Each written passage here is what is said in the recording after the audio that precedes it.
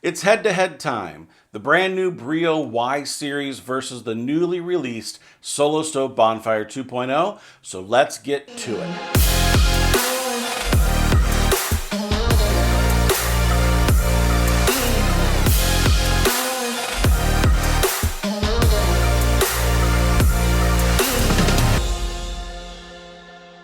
The goal of this video is to show you what these two fire pits have in common and what sets them apart from each other. We'll dive into the common questions about if they're really smokeless, how they distribute ambient heat to people sitting or standing around the fire, and we'll even get out our thermal camera for some fun. But we'll also talk about their versatility in fuel and portability. So let's get started by taking a look at how they're made. Now, both fire pits are made with 304 stainless steel, and while we'd love to use our digital caliper to test the metal thickness on each, we're not able to with both units being double-walled. Now, the internal diameter of both units is the same, coming in at 17.5 inches. Now, this is important since the longest split of wood you can fit in either one without it sticking out the top is just over 17 inches. Now, the external diameter is 21 inches for the Breeo and 19.5 inches for the Solo Stove. Now, the Y series is height adjustable, and it can be set to 11 inches, 15 inches, and 20 inches depending on what you're going for. Now, Breeo calls the 11-inch height the stow setting because it's primarily for moving the fire pit just around. Now, the 15-inch height is their burn setting, which is designed to burn fires, and the 20-inch height is the cook setting, which brings the pit higher so you don't have to bend over to work with food on the grill. The Bonfire is not height adjustable, and it comes at a height of 14 inches without the stand. It's important to note, though, that without the optional accessory of the stand, the Bonfire will mark up decks and grass when you burn without it, so it's a must-have accessory if you're worried about what's underneath this fire pit. Now, we'll show you actual burn scenarios in a minute with each on grass, wood, and more, but before we leave the specifics, the Y series weighs 31 pounds, and the Bonfire 2.0 weighs 23 pounds. Now, Breeo as a company is headquartered in the United States and manufactures in the United States as well. Solo Stove is headquartered in the United States and is manufactured overseas in China. Now, it's not just the specification that we have similarities with these two fire pits.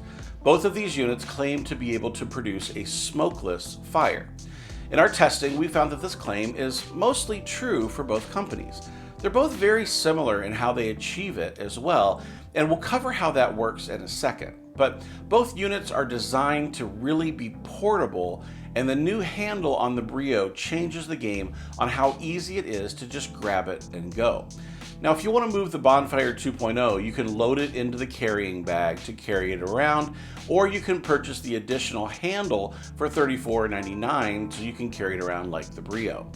Now, both companies offer a lifetime warranty on their fire pits, and since we're members of multiple groups online for customers of each brand, we've heard some great customer service stories for both companies. Neither Breeo or Solo Stove tend to leave their customers hanging when it comes to the warranty, so that's something that I feel good about with both brands. So let's dive into the smokeless idea that each fire pit has in common here. Now, this is how it works. Air is let in to the bottom of the fire pit through holes drilled in the bottom perimeter of each unit. Now, that air rises between double walls of the fire pit, meaning that there's an interior and exterior wall along the body of each model. And that cool air rises between two stainless steel walls where the fire is lit, and the heat from the fire superheats the air before it's released through holes drilled through the top of the interior wall. That superheated air causes a secondary burn or a secondary combustion that incinerates particulate matter such as ash and smoke before it has a chance to exit the fire pit. If you've never seen a secondary burn before, this is what it looks like. Tiny jets of fire coming out from the top of the inner wall. Now, this is what it looks like on the Bonfire, and then here's a shot of what it looks like on the Y series from Breeo. Now, if you haven't had a chance to see it in person, it's really cool to see firsthand. Now, the best way to get a smokeless fire is to make sure that your fuel is placed close to the exterior walls of the fire pit, helping that inner wall get hot to heat up the air coming up the sides of the pit. Now, the more fuel you have in contact with the outer walls, the faster that you'll get to smokeless. We decided to measure how quickly each of these were able to get to smokeless, and we lit them using the grill gun, which is just the quickest way we know of to light a fire, and used the same number and size of splits of wood to be able to power each one. Now we started by building the fire with the log cabin method, and we have the same number of logs in each fire pit to get things started. Now after those caught around the 4-minute mark, we added the exact same number of splits again to the fire to get it up to temperature to make sure that the double walls were heated up. Finally, around the 7-minute mark, we added one more round of split logs to fill each fire pit about halfway full of wood to give it enough fuel to hit smokeless. We used a poker to arrange the logs in each pit to be up against the walls around the 13-minute mark, and here's what they look like after 15 minutes of total burn time. Following the same lighting method, fuel quantity, and fire management for each pit means that they both achieved smokeless between 13 and 15 minutes. Now here's the Solo Stove Bonfire 2.0 at the 15-minute mark, and here's the Breeo Y series at the 15-minute mark. Now the question is often asked if these fire pits are absolutely 100% smokeless. Well, no. There's always going to be some smoke with fire, but I can tell you from burning more than a dozen fires in each of these fire pits that more than 95% of the smoke is gone when you use either of these. Now if you want 100% smokeless, probably just turn on a propane torch and stand around it, because with wood as the fuel source, it's almost impossible to eliminate 100% of the smoke 100% of the time. Now there are some differentiating factors between these two fire pits as well, and I want to cover them in detail. The first is the fuel types that each fire pit can use. The Solo Stove Bonfire can use wood as fuel, and that's really all that's recommended by Solo Stove to use. With the Breeo Y series though, you can use wood pellets, or charcoal as your fuel, and that's 3 fuel types compared to 1 with these two models.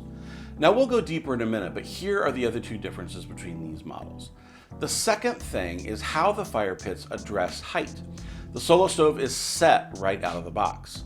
Now the Y series, on the other hand, gives 3 different heights that you can burn with, giving you lots of options depending on where you're lighting your fires. Now the third major difference is how you clean up after a fire. Now these 2 fire pits couldn't be much different in how they clean up, so let's dive deeper into each of these 3 differences, starting with the 3 different methods of fuel. So let's discuss why wood pellets and charcoal aren't suggested to use with the bonfire. Now one of the differences you'll notice between these 2 units is how the air is delivered into the bottom. With the Solo Stove, there are holes across almost the entire bottom of the burning grate to let air in. Now with the new feature that allows you to dump ash, there are 2 larger holes where you can put 2 fingers to lift up the grate, and those holes would act like a pellet drain, filling up the ash pan below before you even lit the fire. Now the Breeo has an advantage here in that there aren't holes all across the bottom of the fire pit, but the holes are a part of the raised Y section on the bottom, and the air comes out of the top of the metal Y. Now the holes aren't large enough for a pellet to fit through, so it's really ready for pellets right out of the box. Charcoal is a bit tougher to figure out though. I'm just hypothesizing here, but my guess is that since charcoal can burn hotter than wood, that there's concern with the slotted metal in the bottom standing up to the higher concentrated heat. Breeo doesn't seem to worry about that, and they say to bring on the charcoal, so there's difference number 1. Next, let's tackle the issue of height adjustment. The Solo Stove doesn't really adjust. It can either use a stand or not use a stand, if you want to call that an adjustment.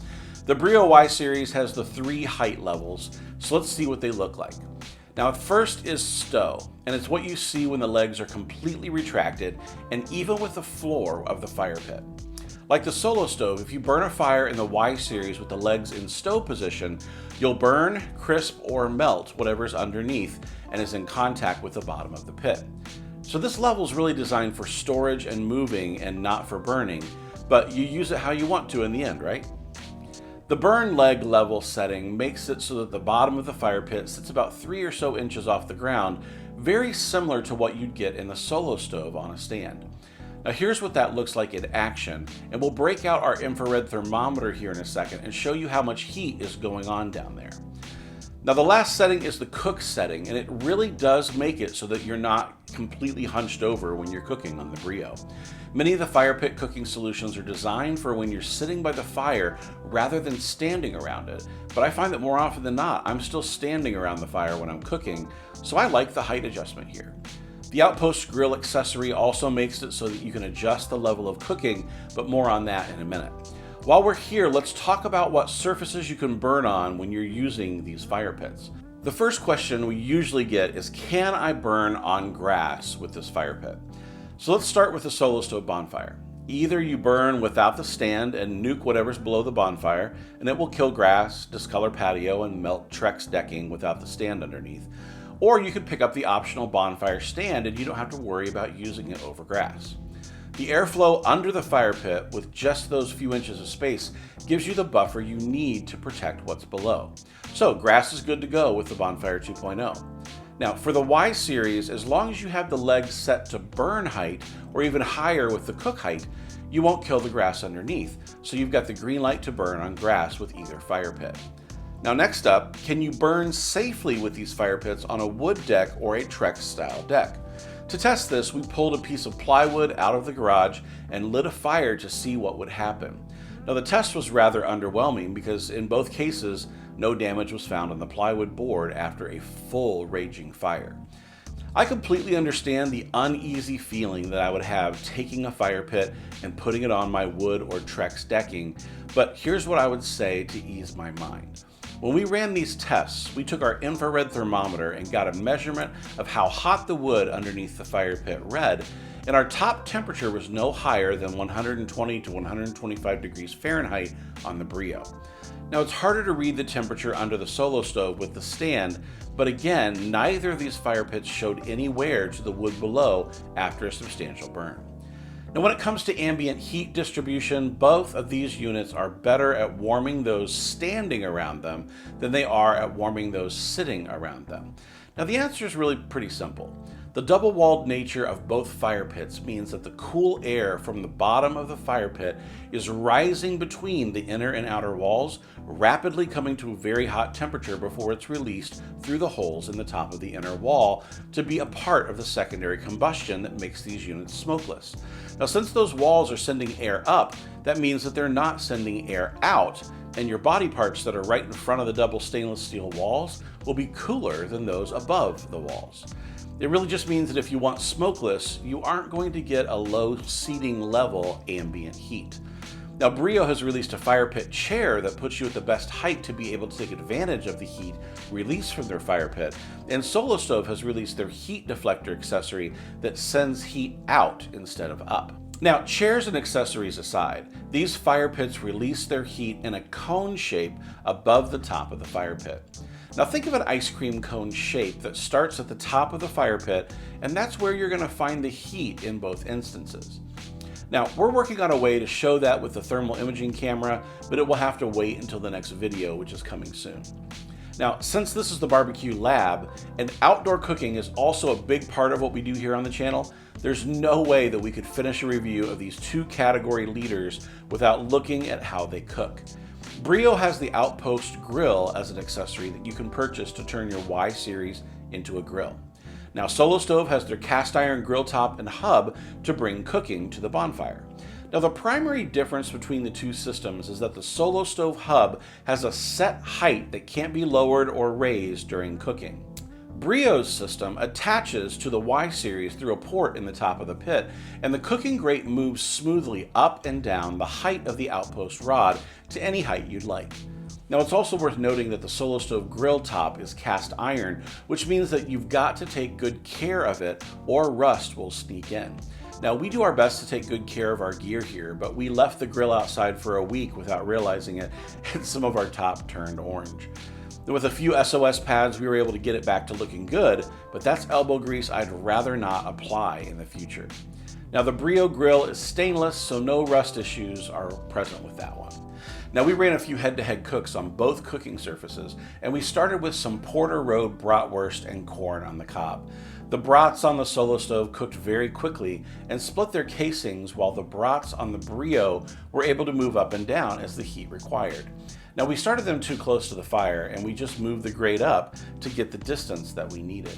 Now we turned the corn into esquites, which is like Mexican street corn in a bowl, and it was a great dinner. The Breeo won this round though, since the brats on the solo stove ran too hot and there wasn't much that we could do about it. Now we also cooked beef and vegetable kebabs a few days later, and this cook was really even in my book. We finished them off with a balsamic glaze, and it made me think of what the glaze would do to the stainless of either fire pit, since it was oil and vinegar based. So let me be clear, if you want your fire pit to look like a pristine lawn ornament, then maybe cooking on your fire pit isn't the best solution, because they will get dirty. Now we'll talk about cleaning them in a second, but let's finish cooking first.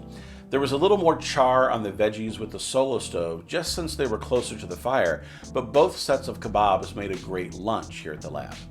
Now there's also a griddle option for each brand. On the solo stove, you just lift off the grill top and put on the griddle flat top.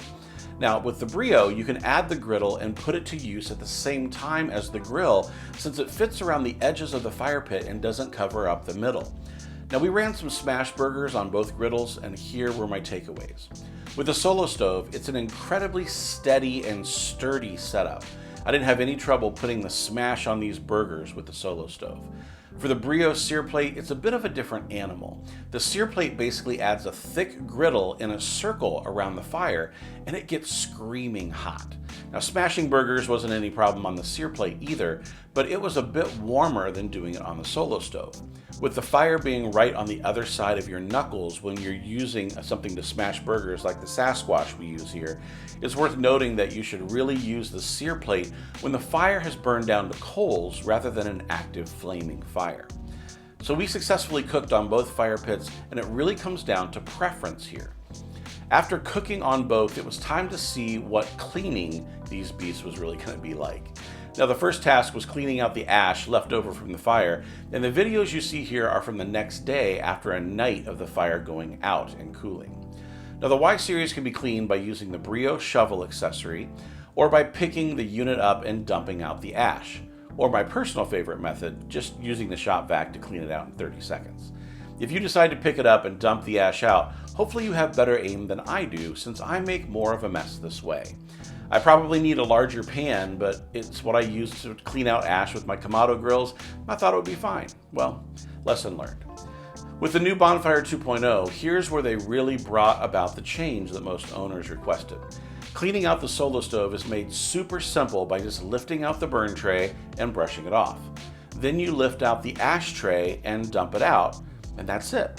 Really nothing more to it than that. Solo Stove really made this process way easier than it was on their previous models, since I've made many trips across the yard carrying heavy fire pits trying to find a place to dump ash.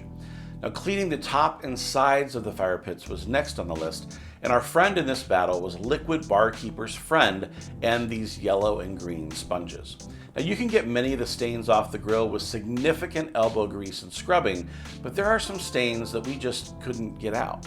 Like we referenced earlier, once you cook on the fire pit, you have to be okay with some stains setting in, or just don't go there. So that brings us to the point where we need to talk about which of these fire pits is better for you.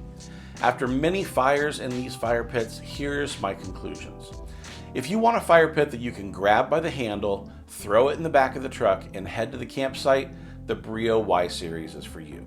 Now, if you are the type of person who plans on setting the fire pit on the deck and never moving it anywhere, then you might go with the Bonfire 2.0.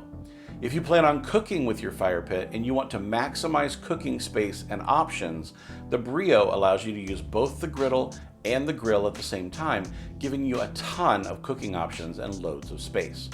If ease of cleanup is a deciding factor, you can't go wrong with the Bonfire 2.0 and the easy ash cleanout system. Now, if it's street cred that you're looking for, either one of these is going to do that for you. They're both the leaders in the category, and they command attention from people when they come over. Now, if you want the fire pit that burns the hottest between the two, I think that round goes to the Solo Stove based on multiple readings from our thermal imaging camera. Now, if you want the one that's made in the United States, that's the Breeo. If you're okay with overseas manufacturing, that's Solo Stove. Now, I could go on and on, but it's really up to you to take the things that are most important to you, Tabulate which one checks the most boxes for you and click that link below in the description.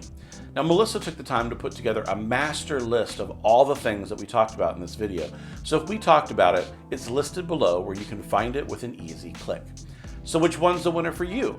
Let us know in the comments below which one checks the most boxes for your use. I can't wait to meet you there and join in on the discussion. Now, if you're into outdoor living and outdoor cooking, just consider hitting that subscribe button and join us as we test the best in all things outdoors. If you want to catch behind the scenes of what's happening here at the lab, we're on Instagram, TikTok, Facebook, and all the other channels, and we'd love to connect with you there. If you'd like to go deeper on an individual dive in either of these models, check out these videos coming in 5 seconds. I'm David from the Barbecue Lab, and I'll see you next time.